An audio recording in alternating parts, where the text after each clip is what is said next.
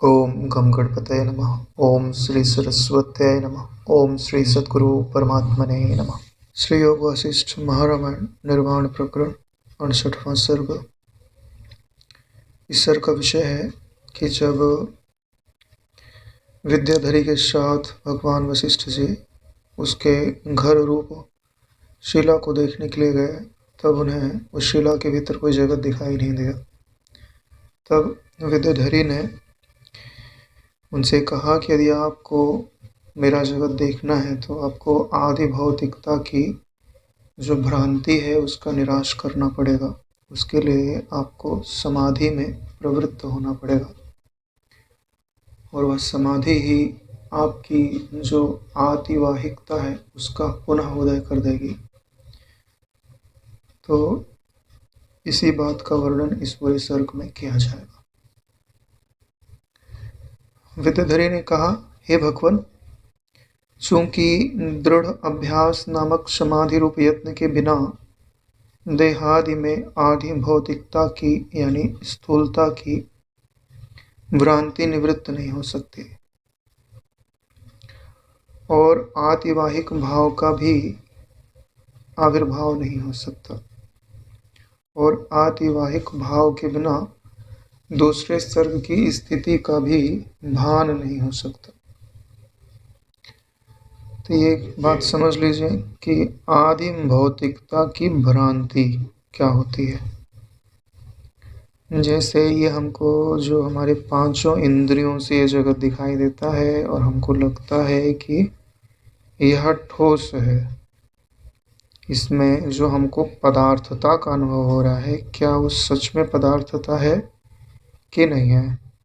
ज्ञानी जनों का यह मत है कि यह जो पदार्थता यानी ठोसता हमको भासती है वो वास्तव में सत्य नहीं है। मन की उपस्थिति होने पे सबका ग्रहण होता है, मन की उपस्थिति ना होने पे किसी का ग्रहण नहीं होता। अगर आप सपने को याद करो और उसका इस जगत के साथ तुल्यता करो तो आपको कुछ भी अलग अनुभव में नहीं आएगा। तो जगत में जो सब पदार्थ हैं वो मनोमय रूप है, तो इस जगत में जो पदार्थ हैं वो सब भी मनोमय रूप ही हैं। लेकिन हमको कैसा लगता है कि पदार्थ जो है वो सत्य है और उनकी अपेक्षा पे हम कुछ कल्पनाएं करते हैं। जैसे किसी व्यक्ति को आप याद करो तो लगता है कि वो व्यक्ति तो वहाँ है और उसकी कल्पना मेरे मन में है। दो चीज़ें आप डाल रहे हो, तो वो व्यक्ति वहाँ है तो बोले कैसा है, बोले ठोस है, और उसकी जो कल्पना है वो सूक्ष्म है। ठीक है, यही हमको अनुभव में आता है। तो जो हमने अपनी चेतना के या अपनी मानस स्थिति के दो हिस्से कर दिए, एक में हमने उसको सत्य रूप में रखा हुआ है और एक में हमने उसको कल्पना रूप में रखा हुआ है। ज्ञान क्या कहता है कि दोनों ही तुल्य हैं। जब वो व्यक्ति सामने है, दिखाई दे रहा है, तो भी वो मन में ही बन रहा है तभी ज्ञान हो रहा है और कल्पना भी मन में ही बन रही तभी ज्ञान हो रहा है। इसलिए दोनों मनोमात्र ही हैं। लेकिन जब हम विचार नहीं करते तो हमको कैसा अनुभव में आता है कि कुछ कल्पना है और कुछ सत्य है। इसीलिए आदि भौतिकता के साथ भ्रांति शब्द जुड़ा हुआ है। भ्रांति का मतलब होता है अविचार के कारण जो वह प्रतीत हो रही है। तो अगर वशिष्ठ जी को पुनः अपनी वह दृष्टि प्राप्त करनी है जिससे वे विद्याधरी के लोक को देख सके, तो उनको क्या करना पड़ेगा कि जो वो लोग बात कर रहे थे ना, पूछे थे वशिष्ठ जी ने कि तुम्हारा लोक आदि कैसे है, तो जब वर्णन करने लग गई तो नाना प्रकार के प्राणियों का वर्णन किया, तो उसको सुनते सुनते वो ये भूल गए कि मैं तो आकाश मात्र देह हूँ, और पदार्थों को याद करते करते पदार्थता की भावना दृढ़ हो गई। इसके लिए जो उनकी आतिवाहिकता थी वो आदि भौतिकता के रूप में अनुभव में आने लग गई। इसके लिए उनकी दृष्टि हो गई स्थूल और उनको जो सूक्ष्म सृष्टि है वो भाषित नहीं हो रही। इसके लिए विद्याधरी क्या बोल रही है कि आप दृढ़ अभ्यास नामक समाधि रूपी यत्न से फिर से उस आतिवाहिकता को यानी सूक्ष्म भाव को प्राप्त कर लीजिए। तो क्या करना पड़ेगा? समाधि लगानी पड़ेगी। समाधि का अर्थ तत्व ज्ञान में क्या होता है? चिदाकाश रूपता को धारण करना। जो सम तत्व है उसमें अपने मन का आधान कर देना, इसी को समाधि बोलते हैं। तो योग में सम तत्व अलग होता है और ज्ञान में सम तत्व अलग होता है। योग में सम तत्व शून्य को बोलते हैं और ज्ञान में सम तत्व चिदाकाश तत्व को बोलते हैं। तो जब ज्ञान में समाधि शब्द बोला जाता है तो इसका क्या मतलब होता है कि अपने मन को ज्ञान सत्ता से एक कर देना, यानी यह अनुभव करना कि मैं चिदाकाश रूप मात्र ही हूं। तो ये ज्ञानी के लिए समाधि कहलाती है। और बिना यह दृढ़ अभ्यास रूपी इस समाधि के प्राप्त हुए आपकी आदि भौतिकता रूपी जो भ्रांति है वो निवृत्त नहीं होती है। जब तक वो निवृत्त नहीं होगी तब तक आपकी आतिवाहिकता उदित नहीं होगी। ना आतिवाहिकता उदित होगी, ना ब्रह्म रूपता ही उदित होगी। क्योंकि आतिवाहिकता का ही अगला कदम क्या है? ब्रह्म रूपता।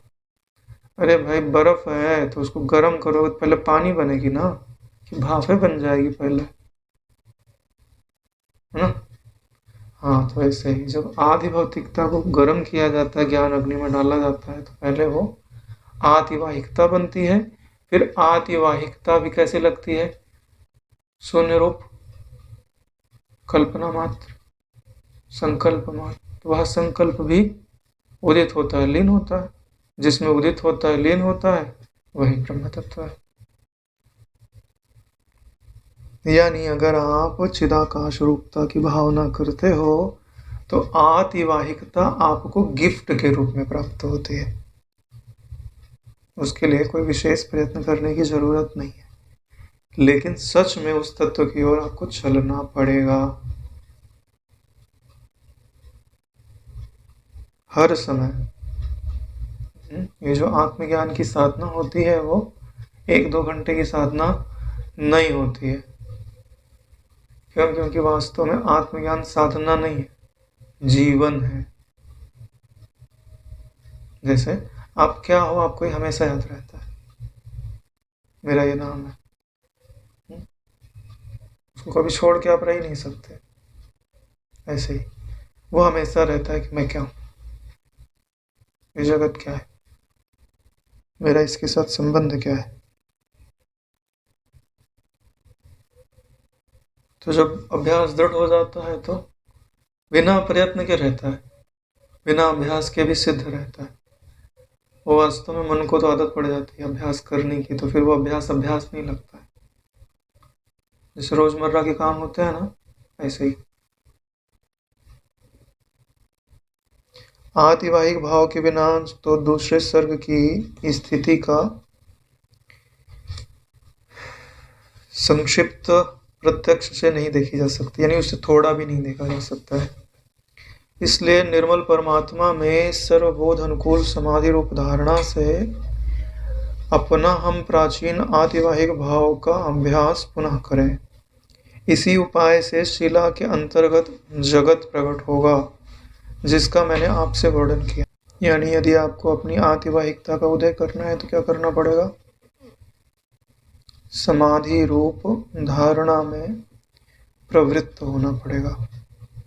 उसके लिए क्या वर्ड यूज किया गया है? सर्वबोध अनुकूल।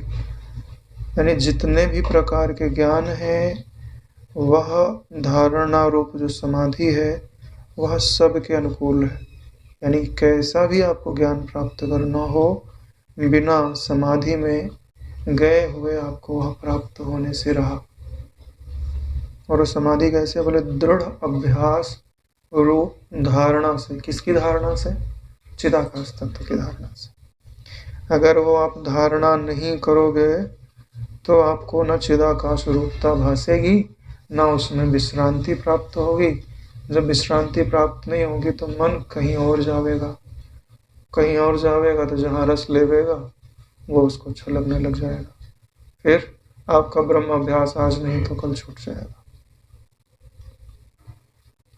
इसके लिए क्या बोलते हैं, मयि आसक्त मनः पार्थ योगम युंजन मदाश्रया। पहला वर्ड मयि आसक्त। मयि आसक्त कब होता है, जब मई में रस मिले। रस नहीं मिलेगा तो उसमें कोई आसक्त नहीं होता। भौरा किस फूल पर बैठता है, जहाँ मकरंद मिलता है। हाँ, जहाँ मकरंद ही ना हो वहां थोड़ी ना भौरा बैठेगा। इसके लिए सबसे पहले भक्ति की जाती है। क्यों? परमात्मा आनंद रूप है, प्रेम रूप है।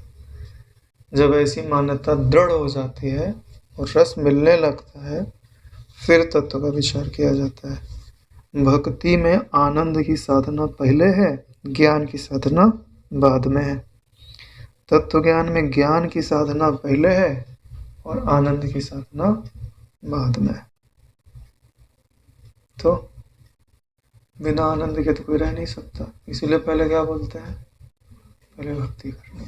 तो विद्याधरी का कहना है कि अगर आपको आतिवाहिकता पैदा करनी है, यानी सूक्ष्म जो दृष्टि है आपकी वो पुनः प्राप्त करनी है, तो आपको इस उपाय को धारण करना पड़ेगा।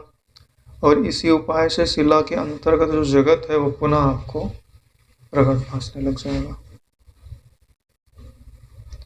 महाराज वशिष्ठ जी ने कहा, इस तरह उस पर्वत के ऊपर उस विद्याधरी के युक्त युक्त वचन कहने पर मैं पद्मासन लगाकर समाधि के लिए उद्यत हो गया। यानी विद्याधरी जो बात कह रही है वो गलत नहीं कह रही है, वो युक्त युक्त बात है। तो यानी वो हमारे लिए भी उपयोगी है। आपको आतिवाहिकता चाहिए कि नहीं चाहिए? सबको चाहिए नारायण। ऐसा कोई प्राणी नहीं है जिसको आतिवाहिकता ना चाहिए हो। कोई भी बंधन में रहना नहीं चाहता। आतिवाहिकता का मतलब है जहाँ आप जाना चाहो वहाँ आप जा सकते हो। जैसे आपको आकाश में कुटी बना के समाधि लगानी है तो लगा सकते हो, लेकिन वो स्थूल देह से नहीं लगेगी, आतिवाहिक देह से लगेगी। वशिष्ठ जी को देखना है कि वो जीवट कहाँ पे स्थित है, इस समय भी है भी कि नहीं है, तो स्थूल शरीर से थोड़ी न जाके देख सकते हैं। उसके लिए आतिवाहिकता तो चाहिए। यानी जो ज्ञान के अनुभव होते हैं उनको अगर विशेष रूप से अनुभव करना है तो उसके लिए भी आतिवाहिकता की आवश्यकता पड़ती है। तत्वबोध के लिए जरूरी नहीं है, लेकिन तत्वबोध को अगर किसी दूसरे को समझाना है तो अगर आपके पास आतिवाहिकता है तो उसे समझाना आसान हो जाता है, क्योंकि आप उसके लिए ऐसे उदाहरण दे सकते हो कि जिसे वो नकार नहीं सकता। अभी तो आप सिर्फ लिखी लिखाई बातें जो दूसरों ने लिख दिया वही बता सकते हो। आतिवाहिकता उदित हो गई तो जो नहीं लिखा है वो भी बता सकते हो। संत महापुरुषों का इतना सम्मान क्यों होता है? क्योंकि शास्त्रों की लिखी बात तो वो जानते ही हैं, शास्त्रों में जो नहीं लिखा है वो भी उनके अनुभव में रहता है। इसीलिए तो सब सिर झुकाते हैं।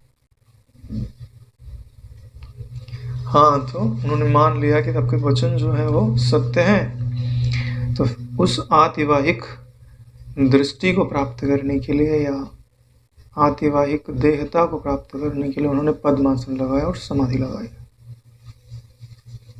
ज़्यादातर वर्णन देखोगे तो पद्मासन में ही लोग समाधि लगाते हैं, क्योंकि पद्मासन में पूरा शरीर एक बैलेंस में रहता है और जो सुषुम्ना का पथ होता है वो भली भांति खुल जाता है।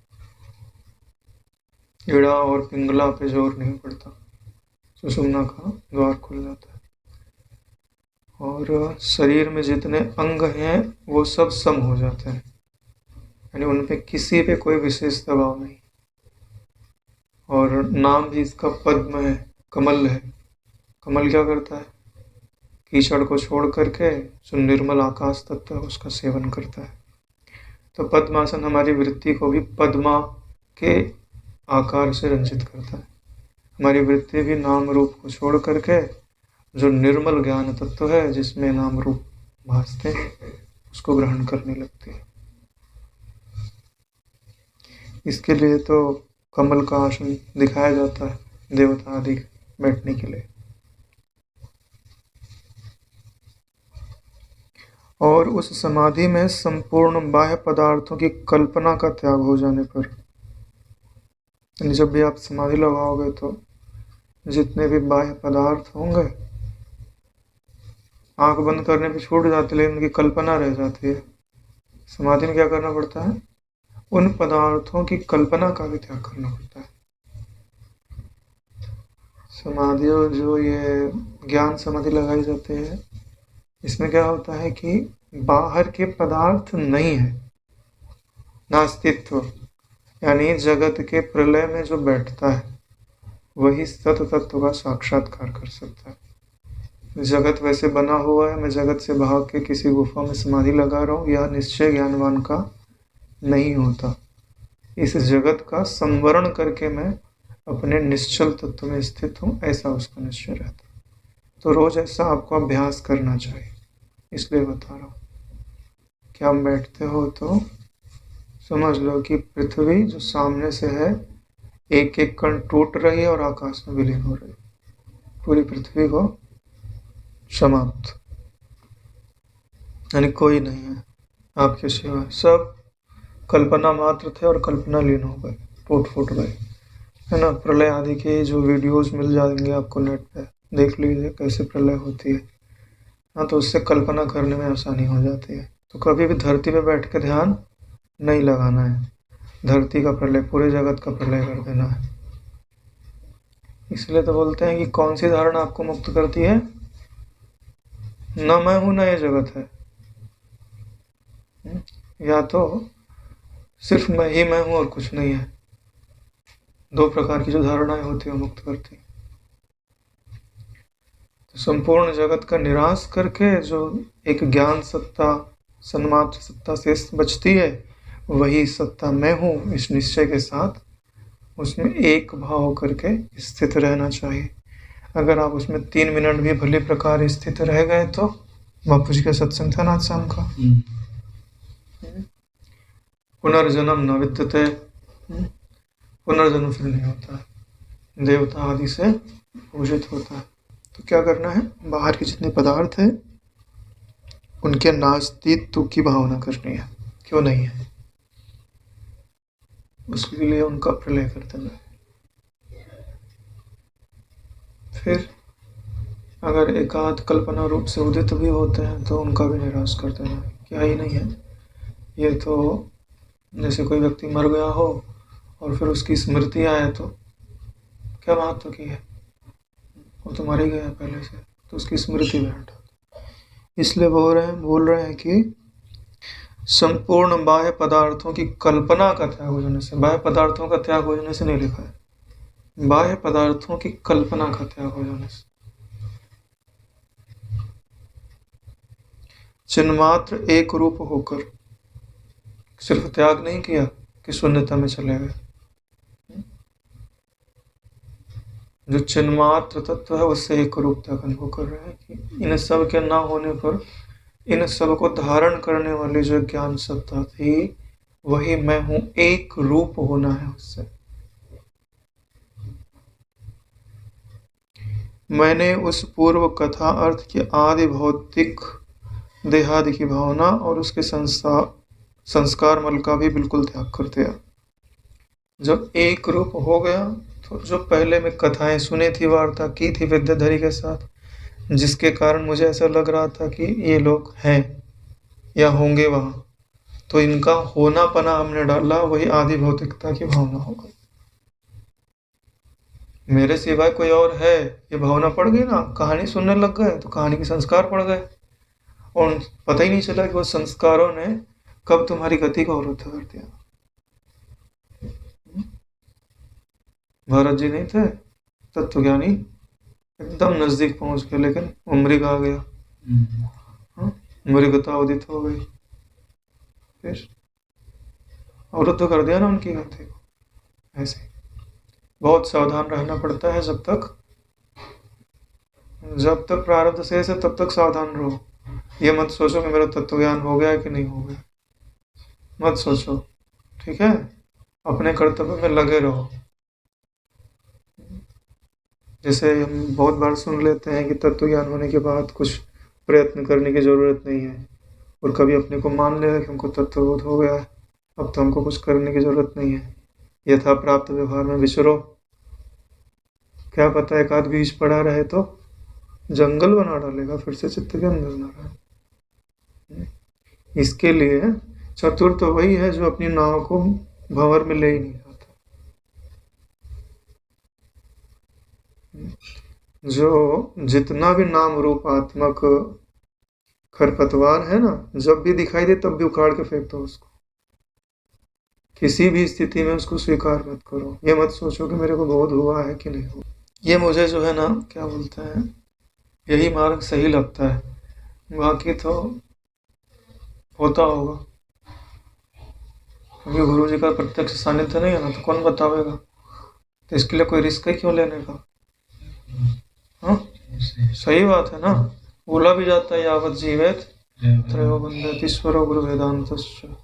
गुरु जी के जीवन से भी प्रमाणित होता है कि अद्वैत ज्ञान की चर्चा गुरु जी सुनते ही रहते हैं, तो वो संस्कार तो हमको पहले से मिले हुए हैं, तो अद्वैत ज्ञान की चर्चा किए बगैर सोना नहीं चाहिए। आज का कर्तव्य तो पूरा करना चाहिए ना। काका जी को हमने बोला जाओ सो जाओ, मगर गए नहीं।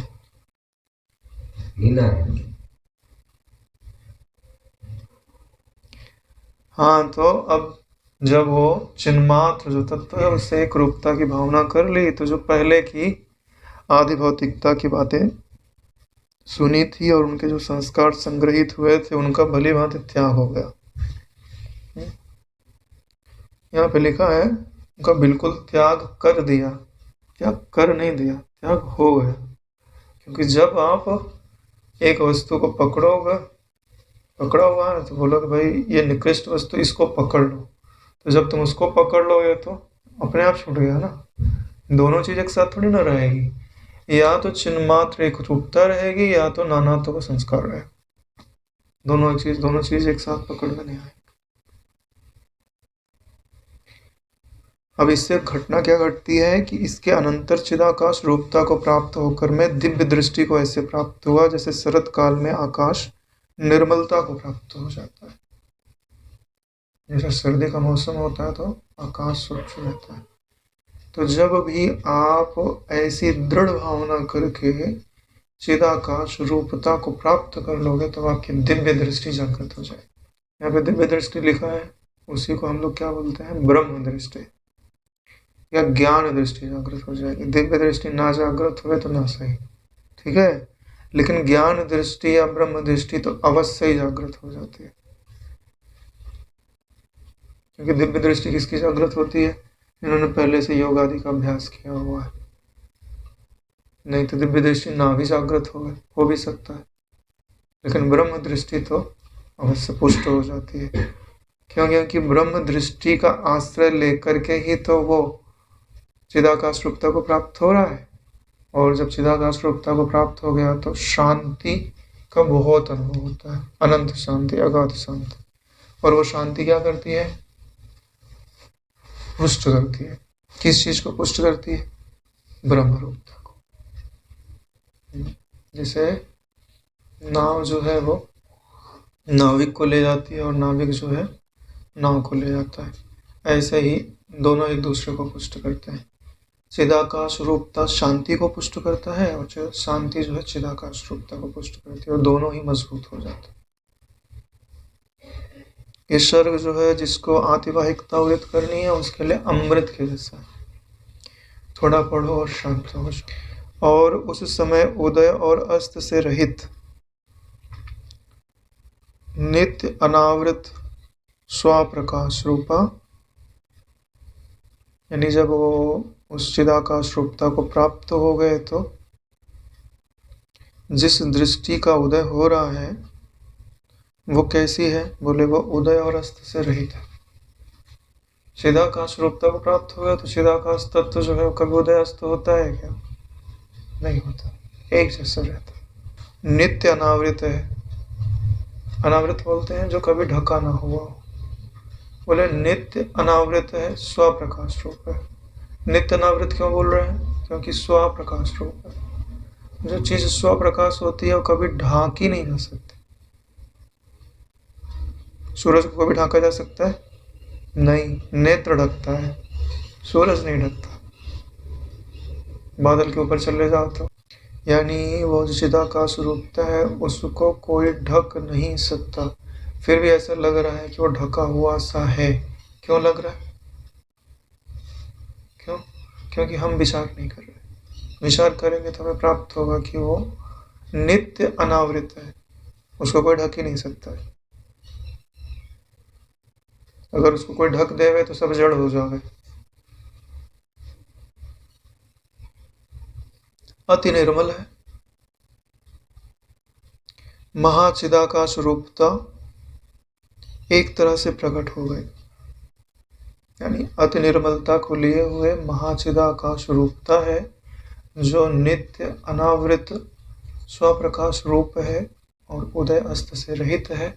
ऐसी जो उनकी गति है वो प्रकट हो गई। आपकी भी प्रकट ही है। विचार से देखो, जो वो तत्व है उससे व्यक्त करो, अभी करो। जो समस्त वृत्तियों को जानता है, प्रकाशक है उनका, वही आकाशवत व्यापा हुआ है। उसमें जो नाम रूप दिखाई दे रहे वास्तव में है ही नहीं। ऐसी जो प्रबल दृष्टि है वो चिदाकाश रूपता बोधित कर देती। इतने ज्ञान है, इतने ही ज्ञान के को हम दृढ़ नहीं कर पा रहे। मांग इसलिए नहीं है क्योंकि जो हमें दुख रूप लगना चाहिए था वो हमें दुख रूप नहीं लग रहा है। सांप की फन की छाया में बैठा हुआ जो मेढक है वो कीड़े खाने में मशगूल है। यही हाल हमारा है ना? हमें जो एकदम दरवाजे पे खड़ा हुआ बड़ा भारी दुख है ना, वो हम देख नहीं पा रहे। कबूतर है और दाना चुगने में लगा और पीछे एकदम बिल्ली आके खड़ी हो गई है। एक झपट्टे में दाना वाना कहाँ गिरेगा पता नहीं चलेगा। यही हाल हम लोगों का है नारायण। आप लोगों के लिए नहीं कहा जा सकता है, मैं अपनी बात बता रहा हूँ। हाँ, नहीं तो कल को मेरे को आके और लेके भाई।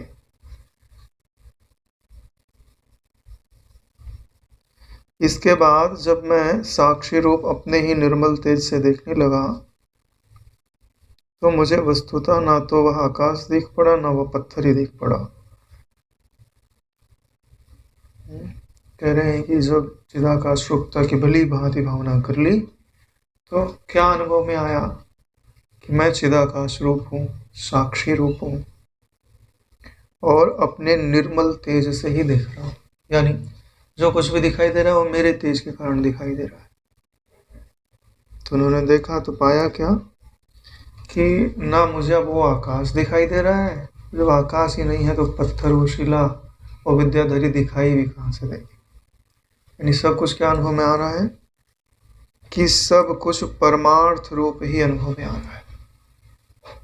परमार्थ शब्द का अर्थ समझते हैं ना? आपका अर्थ क्या है? शांति या आनंद या निर्मुक्तता। तीन चीज से और क्या अर्थ होगा आपका? तीनों चीज का अनुभव होता है। जब बोलते हैं ना मुझे परमार्थता का अनुभव हो रहा है तो इसी को एक वर्ड और बोलते हैं, कृत्यता का अनुभव हो रहा है। कृत्यता का अर्थ समझते हैं?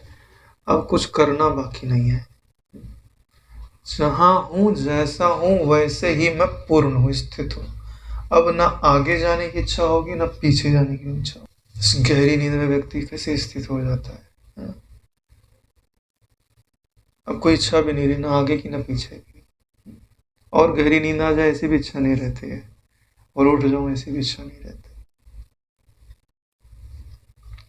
उस समय मुझे सब कुछ परमार्थ रूप ही दिख पड़ता था। देखो, उन्होंने अपनी दृष्टि को सोने नहीं दिया है, दृष्टि जग रही है इधर। सो जाती तो कुछ बोलते ही नहीं। जबकि जो समाधि को उपलब्ध होते हैं उनसे पूछो तो क्या बोलेंगे कि मैंने प्राणों को भरा और धारणा की, सब शून्य रूप है। उसके बाद अभी पता चल रहा है कि अभी मैं उठा हूँ। उसके बीच में क्या हुआ वो पता नहीं चलता।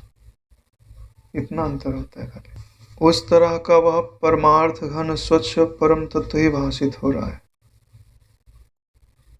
उन्हें जो अनुभव में आ रहा है वो क्या है? परमार्थ घन स्वच्छ परम तत्व ही। और कैसे भाषित हो रहा है? अपने मैं के रूप में। हर शब्द का अर्थ तो पता ही है।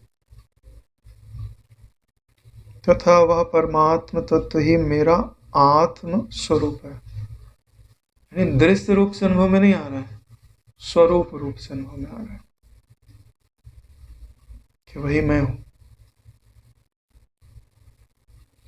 देखो, जैसे इस शरीर के साथ तुम मैं करते हुए जुड़े हुए हो ना, वैसे उस निर्विशेष तत्व के साथ मैं करते हुए जुड़ जाओ, क्या दिक्कत है?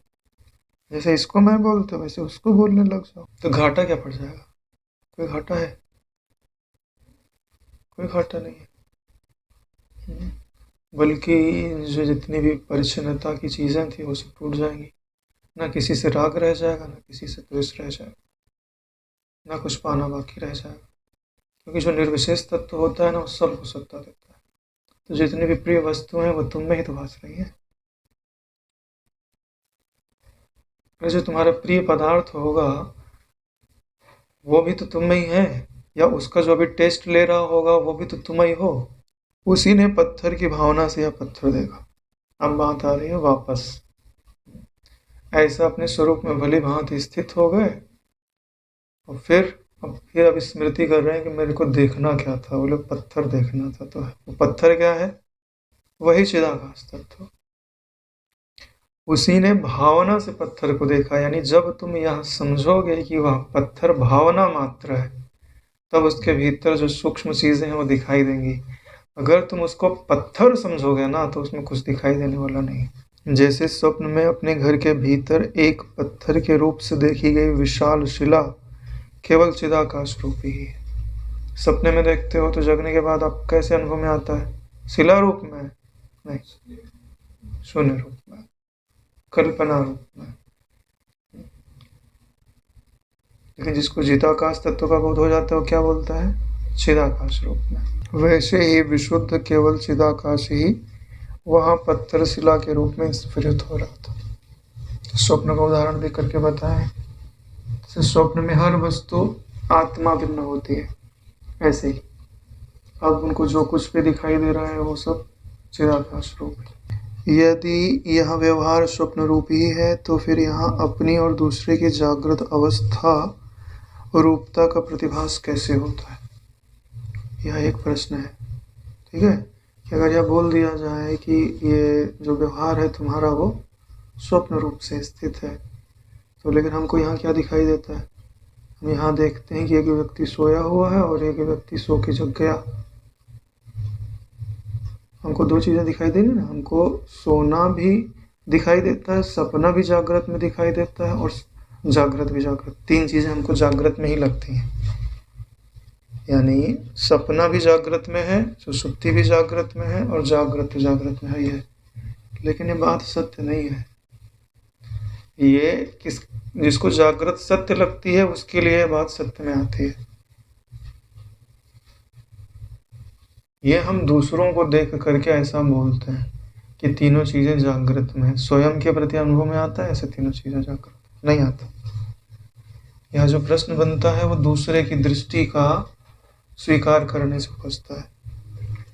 जैसे स्वप्न में ही अज्ञानवश मैं स्वप्न से जग गया ऐसा जान रहे किसी अन्य पुरुष के स्वप्न दृश्य पुरुष रूपता को प्राप्त हुआ स्वप्नयुक्त पुरुष स्वयं अपने को स्वरूपतः जैसा मैं प्रबुद्ध हूँ ऐसा प्रतिभाषित होता है, ठीक वैसा ही वह व्यवहार है। कहने का तात्पर्य है कि जैसे कोई व्यक्ति सोया हुआ हो, लेकिन तो सो गया और सपना देख रहा है, और सपने में भी वो जाके सो जाए और फिर उठे, तो किस में उठा है? वो सपने में ही उठा है, मूल रूप से नहीं जगा। वो गया सपना देखने के लिए। ऐसे बहुत सारे अनुभव आते हैं जिसमें हम सपने के अंदर भी सो जाते हैं और फिर सपना देखते हैं, यानी सपने के अंदर सपना होता है। तो ये जो बात यहाँ पे जागृत की आती है, वास्तव में वो जगे नहीं है, वो सपने के अंदर सपने से जगे है। यानी सपने में ही है। अगर उनकी सपने में मृत्यु भी हो जाए तो भी सपने से बाहर नहीं आएंगे, क्योंकि स्वप्न के संस्कार तो उन्होंने लिए ही हुए हैं। ठीक ऐसा ही व्यवहार है, यानी हम जागृत अवस्था में नहीं है नारायण, हमको स्वप्न से स्वप्नांतर मिल रहा है और हमको लगता है कि हम स्वप्न से जागृत में आ गए। स्वप्न से हम जागृत में नहीं आ गए, हम स्वप्न से स्वप्नांतर में गए। स्वप्न में स्थित जिन पुरुषों का सिर कट चुका है वह संसार स्वप्न में स्थित ज्ञान के बिना कर ही क्या सकता है। यानी सपने के अंदर अगर तुम्हारा किसी ने गला काट दिया है तो तुम मुक्त होने से रहे, क्यों? क्योंकि तुमको ज्ञान तो है ही नहीं है। तो सिर कट गया तो वहाँ प्रेत बन के घूमोगे, नाम रूप थोड़ी ना छूट जाएगा तुम्हारा। ऐसा तो है नहीं कि सिर कट गया तो तुमने वहाँ देखा कि अब तो मेरा अस्तित्व खत्म होगा, नहीं। सिर कटने के बाद जो बचेगा वो हंसेगा। अरे वही तुम आपको बता रहे हैं कि वहां से सिर कट गया, वो जग भी गया तो कहाँ जाएगा? सपने में ही जाएगा। उसका जगने का एक ही मात्र उपाय है कि उसको तत्व ज्ञान हो जाए। तुम सपने में जाओ और उसको अभी तत्व ज्ञान का उपदेश दो, तब वो जगेगा, नहीं तो जगने से रहा नारायण। चाहे हम उसको डंडे से पीटो, चाहे आग में जलाओ, चाहे सिर काट दो, चाहे चक्की में डाल के पीस डालो, वो जगने से रहा। जिसको तुम अभी जगना समझते हो ना, कि शरीर पकड़ के हिला दिए तुम जग गए, तो जगना थोड़ी हुआ तुम्हारा ये तो उस सपने से तुम इस सपने में आ गए। यहाँ जगने का वो जो आशय हम समझते हैं ना, वो नहीं है कि हमने सिर पे पानी डाल दिया और जग गए। तो जगना कब होता है? जब आपको ज्ञान हो जाए। ऐसे ही संसार में स्थित जीव कालवश ज्ञान प्राप्ति के बिना कर भी क्या सकता है। काल उनका सिर काटते रहता है, लेकिन बिना ज्ञान के बेचारे छूट नहीं पाते हैं। इसलिए स्वप्न में आहत पुरुषों का जागरण के उपायभूत देह के न रहने से अगत्या यही कहना पड़ता है कि स्वप्न में ही उनकी जागरणता है। अगत्या यानी अंत में यही कहना पड़ता है कि वो सो भी सपने में रहे और जग भी सपने में ही रहे हैं, वास्तव में जग नहीं रहे हैं नर। ये सारी बातें क्यों बतानी पड़ती है? क्योंकि इन शब्दों के साथ अन्याय हो गया है। इसलिए मूल अज्ञान रूपी निद्रा के उच्छेद से स्वरूप का प्रतिबोध ही इस जीव का मुख्य प्रतिबोध है। यानी जो मूल अज्ञान है वो नष्ट होगा, तभी निद्रा टूटेगी और तभी हम स्वप्न से जगेंगे। अगर ऐसा नहीं हो रहा है तो हमको क्या समझना पड़ेगा कि हमारा जो जागरण है वो व्यर्थ जागरण का अभिमान मात्र है, हम जगे नहीं है। अगर तत्वज्ञान नहीं हुआ तो हम नहीं जगे, हम सो ही रहे, सपने पे सपना ही देख रहे हैं। और सपना सदैव काल्पनिक ही होता है, सत्य नहीं होता है। जो बोलते हैं ना कि हिता नाम की नाड़ी में जो क्या आता है, सपना आता है ना। तो नाड़ी छोटी होती है कि बहुत बड़ी होती है? छोटी होती है, तो इतने हाथी घोड़े पूरा संसार उसके भीतर कैसे आ सकता है? हाँ? तो समझना पड़ेगा ना कि सत्य नहीं है, नाड़ी ही से छोटी सी होती है, उसके भीतर अगर कुछ दिखाई दे रहा है तो मतलब कल्पना से ही दिखाई दे रहा है, सत्य में नहीं दिखाई दे रहा। इसलिए हे श्री रामचंद्र जी, महामोहशाली पुरुषों को जो समय पाकर बोध होता है वही ज्ञान रूपी जागरण होता है, यही उनका मुख्य प्रबोध है। यानी ज्ञान से जगे तो जगे, नहीं तो नहीं जगे नारायण। क्योंकि ब्रह्म तत्व के सिवाय कोई दूसरा अक्षय पदार्थ जागरण या स्वप्न में नहीं है। जगे तो आप तब जब आपको अक्षय पदार्थ की प्राप्ति हो जाए। क्योंकि सपने में अनुभूत होने वाले जो पदार्थ है ना, उनके बारे में हमको क्या अनुभव है कि वो अक्षय नहीं होते, और उनके सापेक्ष इस जगत के पदार्थ ज़्यादा समय तक रहने वाले हैं। तभी तो हम इनको सत्य मानते हैं, उनको सत्य मानते हैं। और जब हमको इस संसार से भी ज़्यादा सत्य कोई पदार्थ मिल जाए तब हमको पता चलेगा कि ये सत्य है। तो आत्मा की सत्यता के सामने इस जगत की सत्यता क्या है? उम्र तुम्हारी कितनी है? 60-70 साल। स्वप्न में भ्रम होता है कि हम वही का वही का वही घर कहाँ है? मतलब उन्हीं लोगों से मिल रहे हैं। तो उन्हीं लोगों से कहाँ मिल रहे हो? अविचार के कारण लगता है कि हम उन्हीं लोगों से मिल रहे हैं। जिन व्यक्तियों को आज तुम देख रहे हो उनका शरीर भी बदल गया है, उनका मन भी बदल गया, उनकी बुद्धि भी बदल गई, लेकिन उनके पीछे जो खड़ा है, ठीक है, वो बदला नहीं है। लेकिन उनका आरोप हमने किस पे कर दिया? उनके शरीर पे कर दिया, क्योंकि हम देखते शरीर को, हम समझते हैं ये वही व्यक्ति है। वही व्यक्ति नहीं है, व्यक्ति बदल गया है। और वही पना आत्मा का था, वो हमने डाल दिया किस पे? शरीर पे। इसी को तो क्या बोलते हैं? अध्यास। आत्मा का होना पना शरीर पर डाल देना। तभी तुमको संसार नित्य लगता है, हमको व्यक्ति वही लगता है। बचपन से जिसको आप देखते रहो, बुढ़ा हो जाता है तब भी आपको लगता है ये वही तो है। वही थोड़ी ना है वो। उसमें जो वही पना है वो आत्मा का है, वो हमने किस पर डाल दिया? नाम रूप पर। उसी ने उसके नाम रूप को क्या कर दिया? दृढ़। जिसको तुम अपना माता समझते हो, पिता समझते हो, वो कब के बदल गए नारायण।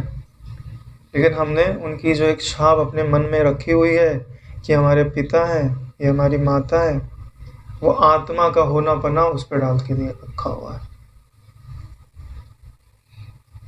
जबकि तुम्हारी माता की अगर मृत्यु हो जाए तो वो तो भूल गई होंगी कि मेरा कोई पुत्र रहा होगा, ठीक है, अब तुम याद कर रहे हो कि वो मेरी माता है,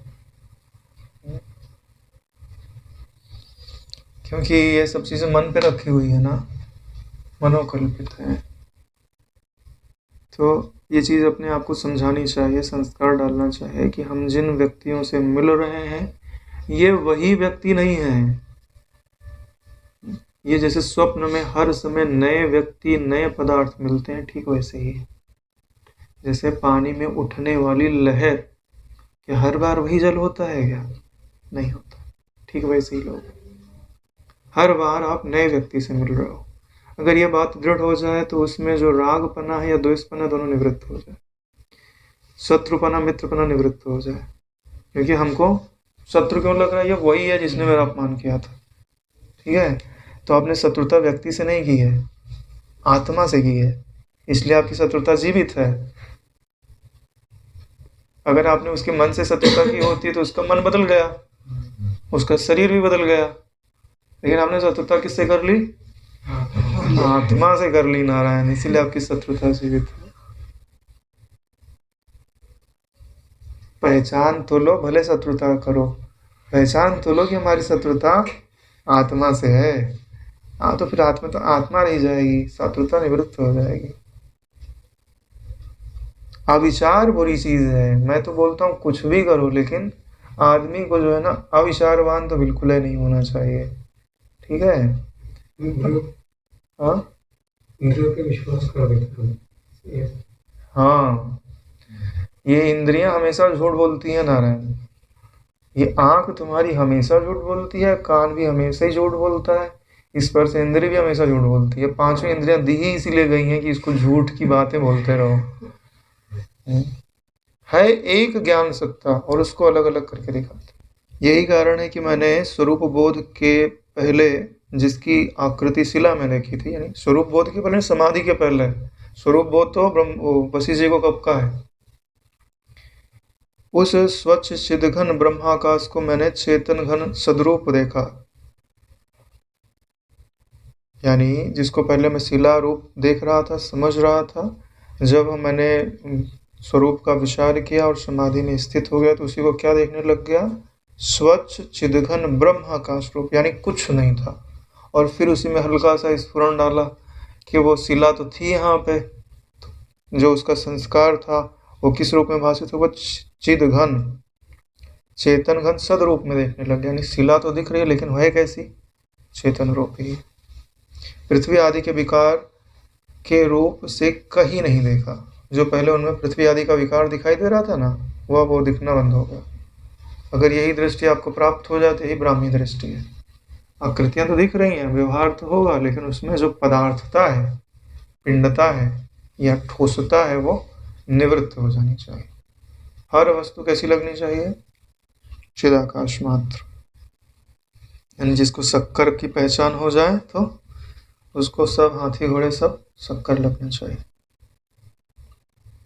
तो उसका आनंद फिर कहीं जाता नहीं है, क्योंकि उसे क्या पता चलता है कि आनंद रूप मिट्टी से ही पूरा जगत बनाया गया है। अब वो शत्रु को भी चखेगा तो भी आनंद आएगा और मित्र को भी चखेगा तो भी आनंद आएगा, क्योंकि उसको पता है कि शत्रु और मित्र की जो आकृति है वो मेरे खिलवाड़ मात्र ही बनाई गई है। ये निश्चय किसका है? कृष्ण भगवान का, भगवान राम जी का, वशिष्ठ जी का, शिव जी का। ये उनका निश्चय है नारायण। इस निश्चय को उन्होंने धारण किया हुआ, ये उनकी कृपा है जो अपने को सुना रहे।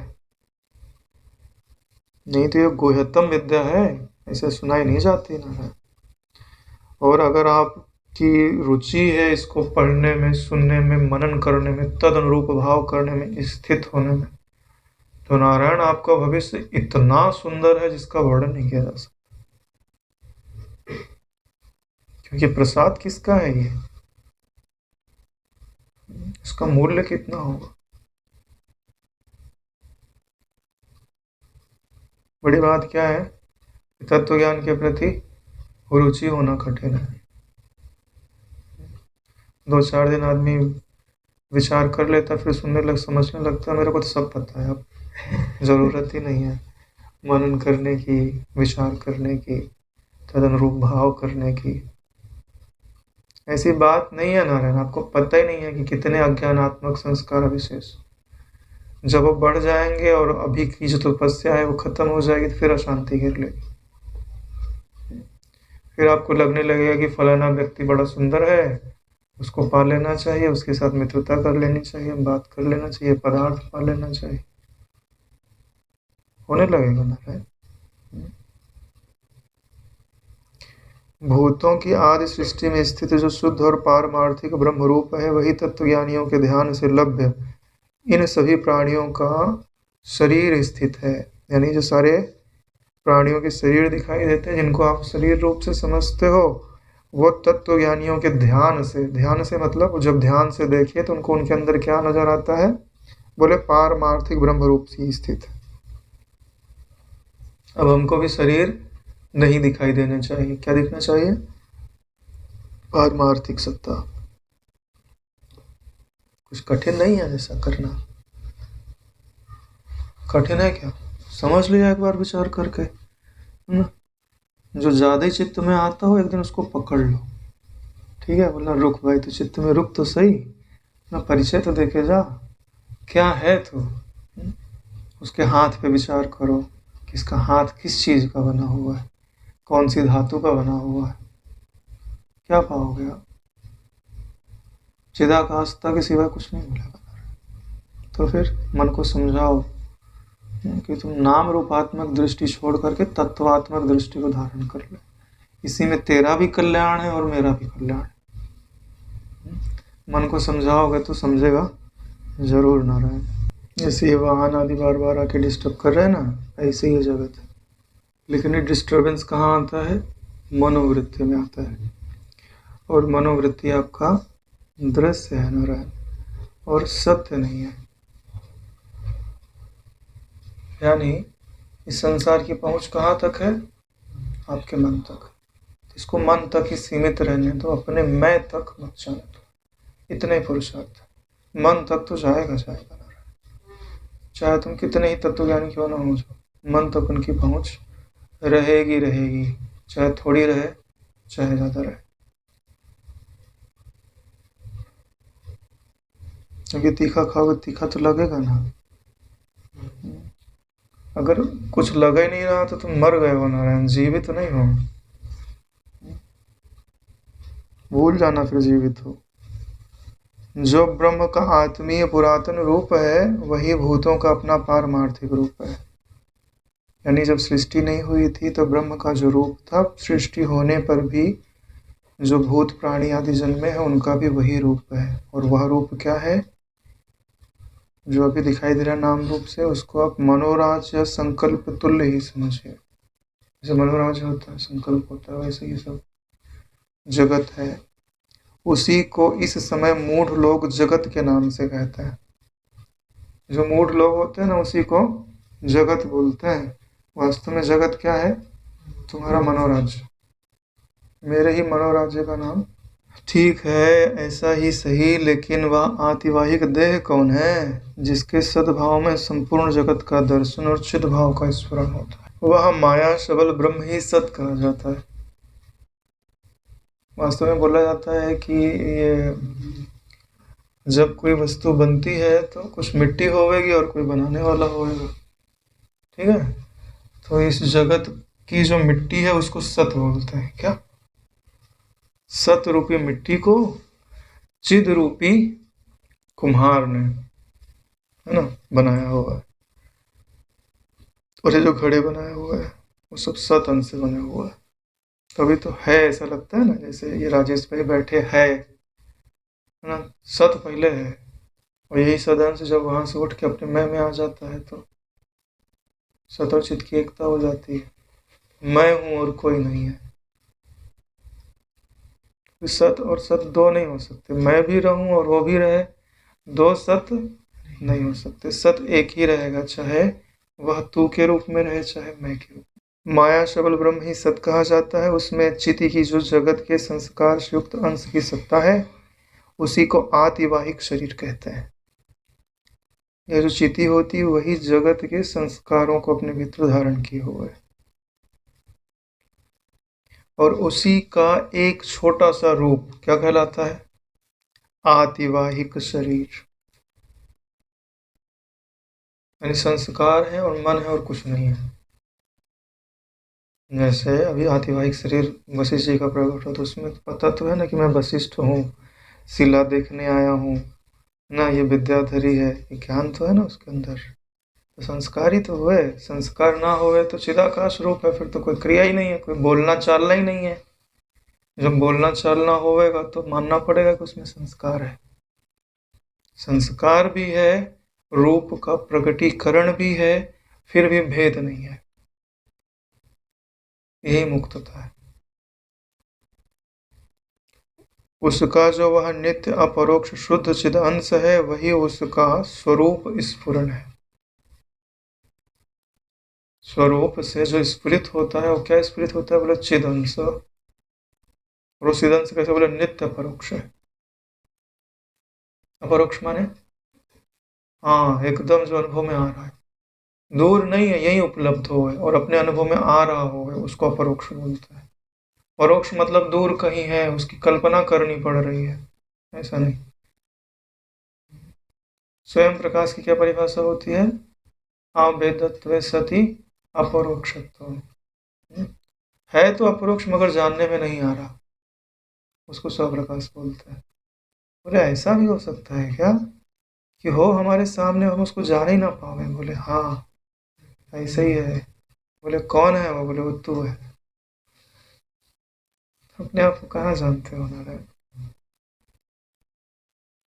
क्योंकि जानने के जो करण है उनका वो प्रकाशक है, तो उसको जान नहीं सकते। सृष्टि के आकार से उदित हो रही वही चित सत्ता रूप प्रथम प्रत्यक्ष चिदाभासात्मक जीव का हिरण्यगर्भ संज्ञक समष्टि रूप आतिवाहिक शरीर होता है। यानी जब सृष्टि उदित होती है तो प्रथम जीव के रूप में जिसका उदय होता है उसी को हिरण्यगर्भ बोलते हैं, और उसका जो शरीर होता है वह आतिवाहिक होता है। हिरण्यगर्भ समझते हो ना? यानी ब्रह्मांड रूपी जो अंडा है जो अपने पेट में रखता है उसी को हिरण्यगर्भ बोलते हैं। ईश्वर ईश्वर है ना, जो भी बोल दो, ईश्वर बोल दो, ब्रह्मा बोल दो, जो भी बोल दो, यानी उसके चारों तरफ वही तत्व है और बीच में नानात्व है। तो नानात्व भी नहीं है, दिखने मात्र है। जैसे तुम अभी कुछ खा लो तो तुम्हारे अनुभव में क्या रहेगा? मेरे भीतर में कुछ दूसरा है, मैं ही मैं हूँ, ठीक है? दूसरे की दृष्टि में होगा कि हाँ इसके पेट में कुछ और गया हुआ है, तुम्हारे अनुभव में क्या रहेगा? सब मैं ही हूँ, यही तो रहता है। तो वही बात है। फिर वह समष्टि भाव को अपनी दुर्बुद्धि से भूल करके शीघ्र ही व्यष्टि भाव को प्राप्त होगा। बड़ी बात यह है, हम सब थे कैसे? हिरण्यगर्भ संज्ञक ब्रह्म रूप, लेकिन दुर्बुद्धि के कारण अपना वो हिरण्यगर्भ भाव भूल गए और व्यष्टि भाव को प्राप्त हो गए। दुर्बुद्धि छोड़ के फिर से याद कर लो, नष्टो मोह स्मृतिर्लब्ध्वा। तब सर्वजन प्रत्यक्ष मन इस नाम से कहा जाता है। तो जब व्यष्टि भाव को प्राप्त हो गया, तुम्हारा इनाम क्या हो गया? मन, जीव, शरीरधारी, प्राणधारी, जो भी बोल लो। इसलिए तो हमने आपसे यहाँ पहले कहा कि जीव का आतिवाहिक शरीर मन है। जीव का आतिवाहिक शरीर मन है। जैसे हम बोलते हैं ना कि 17 तत्वों का ये जो सूक्ष्म शरीर बना हुआ है, हाँ, गिना डालो, 5 कर्मेंद्रियां, 5 ज्ञानेंद्रियां, 5 प्राण, 4 अंतःकरण, है ना, चाहे 2 अंतःकरण बोल लो तो 17 होगा। तो ये सब क्या है? बोले ये सब मन ही है। कर्मेंद्रिय रूप में भी मन है, प्राण भी मन है, कर्म ज्ञानेंद्रिय भी मन है, और ये सब भी मन ही है। ये तो स्थूल जैसे होते गया तो उसका रूप जो है इन रूपों में परिणत होते गया। क्योंकि इन कर्मेंद्रियों को, इन ज्ञानेंद्रियों को, ये हाथ कर्मेंद्रिय नहीं होता है, ये तो कर्मेंद्रिय रहने का स्थान है। कर्मेंद्रिय जो आकाश रूपी है, ज्ञानेंद्रिय भी आकाश रूपी है, प्राण भी आकाश रूपी है, सब आकाश रूपी है। विचार करके देखो, नहीं तो प्रेत लेके कैसे ये दीवार के अंदर से घुस जाता, अटक नहीं जाता उसमें? आकाश रूपी तो हुआ। इस प्रकार स्वयं वही चिति का रूप अज्ञान के कारण व्यर्थ ही अन्य रूपता को प्राप्त हो जाता है। वास्तव में चिति रूप है, सर्वव्याप्त है, सर्वत्र है, लेकिन अज्ञान के कारण अन्य रूपता को प्राप्त हो गया, अलग अलग भाव में हो गया। समष्टि रूप से वह योगियों को प्रत्यक्ष है। जो योगी आदि होते हैं उन्हें समष्टि के रूप में वो अनुभव में आता है। योगी की दृष्टि समष्ट्यात्मक होती है, हमारी दृष्टि व्यष्ट्यात्मक होती है, और ज्ञानी की दृष्टि ब्रह्मात्मक होती है। ठीक है, योगी की दृष्टि में और ज्ञानी की दृष्टि में अंतर होता है। ज्ञानी को उस विद्याधरी के सृष्टि से क्या लेना देना है? हाँ, उसको तो अपने स्वरूप से लेना देना, और किसी से लेना देना नहीं है। तो वशिष्ठ जी थे, उन्होंने पंगा लिया कि हाँ चलो हम उपदेश देने के लिए चलते हैं तुम्हारे लोक में, ठीक है, तो मत जाना कोई बुलाए तो। पता चला बस फंस, एक तो ये जगत की सत्यता लेके फंसे हुए हैं, उस जगत की सत्यता लेके और फंस गए। पता चला यहाँ से अच्छी सुख सुविधा हो, बोले बढ़िया यहीं रहते हैं, और ज्यों ज्यों आप जितने दिन गुजारोगे उसके संस्कार उतने दृढ़ होते जाएंगे, फिर वो बांध देंगे, फिर उनकी वासना उपज जाएगी। समस्त रूप से वह योगियों को प्रत्यक्ष है, इसके लिए वह योगी प्रत्यक्ष और व्यष्टि रूप से सर्वजन साधारण को प्रत्यक्ष, और इसलिए मना प्रत्यक्ष भी कहा गया है। तो चाहे योगी को प्रत्यक्ष हो, चाहे व्यष्टि रूप से सर्वजन साधारण को प्रत्यक्ष, दोनों को क्या कहा जाएगा? मन प्रत्यक्ष, मन के कारण ही दिखाई दे रहा है। हे श्री रामचंद्र जी, इस समय जो मन प्रत्यक्ष है वह आदि भौतिक देह आदि की कल्पना द्वारा अत्यंत असद रूप से ही उदित हुआ है। सत्य बात तो यह है कि अभी जो मन प्रत्यक्ष है वो कैसा लग रहा है? बोले आदि भौतिक देह लग रही है। जो वशिष्ठ जी बैठ के उपदेश दे रहे हैं, राम जी सुन रहे, दूसरे सारे लोग सुन रहे हैं, तो उनकी जो देह है कैसी लग रही है? बोले आदि भौतिक। जमीन पे बैठे हुए हैं, है ना, जमीन से ऊपर उड़ नहीं सकते, जमीन ने खींच के रखा हुआ है, ग्रेविटी है इसके अंदर, तो ये सब किस चीज को पुष्ट करता है? आदि भौतिकता को पुष्ट कर रहा है ना। अरे भाई आकाश रूप होता तो जहां मर्जी उड़ नहीं जाते हैं, तो आकाश रूपता दिखाई तो दे नहीं रही है, अनुभव में क्या आ रहा है? आदि भौतिकता आ रही है ना। तो आदि भौतिकता बिना विचार के निवृत्त नहीं होती। जैसा संसार दिखाना चाह रहा है, इंद्रिया दिखाना चाह रही, वैसा देखते जाओगे तो आदि भौतिकता बढ़ती जाएगी। लेकिन विचार करके देखो क्या पाओगे? अत्यंत असदरूप ही उदित हुए। जब इनको तुम असत रूप देखोगे तो कहीं भी उठाओ, कहीं भी बिठाओ, अरे भाई आंख बंद करके देखो पेड़ को, और फिर तुम उसको चाहे छोटा कर दो, चाहे बड़ा कर दो, चाहे आकाश में उड़ा दो, शून्य रूप हुआ कि नहीं हुआ? तो उसके लिए क्या करना पड़ेगा? स्थूल जो इस जगत को दिखा रहा है उस नेत्र को बंद करना पड़ेगा, और जो इसको काल्पनिक दिखा रहा है उस नेत्र को जागृत करना पड़ेगा। यानी जो सत्यता वाला चश्मा है उसको निकाल के रख दो, और जो असत्यता वाला चश्मा है वो पहन लो। ये सब चश्मे का ही खेल है। और जब चश्मा उतार दोगे तो अद्वैत ब्रह्म ही है, ठीक है। और तुम बोलो कि हम दोनों चश्मे उतार दें पहले, तो ऐसा हो नहीं पाता है। क्यों? क्योंकि जब तक हमको इसकी असत्ता का बोध नहीं है ना, तब तक इसकी जो वासना है वो बार बार आपको प्रेरित करती नहीं, वो चश्मा पड़ा है उसको पहन लो। नहीं तो सुसुप्ति में रोज चश्मा उतार देते हैं नारायण, लेकिन बलात् हमको पहना दिया जाता है। और इस योगी प्रत्यक्ष को आप सत्य यानी यथात्म की स्फूर्ति होने से मुख्य प्रत्यक्ष समझिए। यानी अभी उनको काम किसके लेना है? बोले योगी की जो दृष्टि है उससे लेना है। तो बोले उसको आप मुख्य प्रत्यक्ष समझिए, जो योगी की दृष्टि से दिखाई दे रहा है, या जो समष्टि की भावना से दिखाई दे रहा है। क्योंकि अभी इष्ट क्या है? उनकी सृष्टि को देखना। अगर उनकी सृष्टि को देखना नहीं होता तो बोले मना प्रत्यक्ष से हमको कोई प्रयोजन ही नहीं है। सब एक चिदाकाश रूप ही है। अब क्या देखना और क्या सुनना और क्यों सुनना, ठीक है। एक श्लोक और पढ़ देते हैं। अहो परमेश्वर की हम माया बड़ी विचित्र है। प्राक प्रत्यक्ष में यानी साक्षी चेतन की समष्टि मन की प्रत्यक्षता में परोक्षता हो रही है, और इस अनध्यक्ष या अप्रत्यक्ष मन में प्रत्यक्ष की कल्पना आ गई है। यह जो परमेश्वर की माया है वो बड़ी विचित्र है नारायण। जो सामने वस्तु उपलब्ध है वह परोक्ष की तरह हो जा रही है। जो सामने चिदाकाश तत्व विद्यमान है वो हमको लग रहा है कि वो तो और कहीं है, और जो नहीं है वो अनध्यक्ष में प्रत्यक्ष की कल्पना हो गई, जो है ही नहीं। चश्मे के कारण जो दिखाई दे रहा है उसको हम है मानते हैं, और जो है वो दिखाई नहीं दे रहा। देखो, नेत्र से जो चैतन्य बाहर चलता है वो कभी यह विचार नहीं करता कि नेत्र में कौन है। वो दूर जाके पकड़ के लेके आ रहा है, जो नजदीक है उससे उसको मतलब ही नहीं है। यानी जो प्रत्यक्ष आंख में ही जो उपलब्ध है उसको विचार नहीं कर रहा है, वो दूर जाएगा किसी को पकड़ के लेके आएगा तो उसको जो है उसका कभी बोध होगा? कभी मन ने विचार किया कि जिस ज्ञान को तू ढूंढ रहा है वो आंख में ही है? ज्ञान सत्ता और चिदाकाश सत्ता उसको नेत्र में भी मिल जाएगी, लेकिन नहीं, आदत पड़ी हुई, ठीक है। एक विश्राम।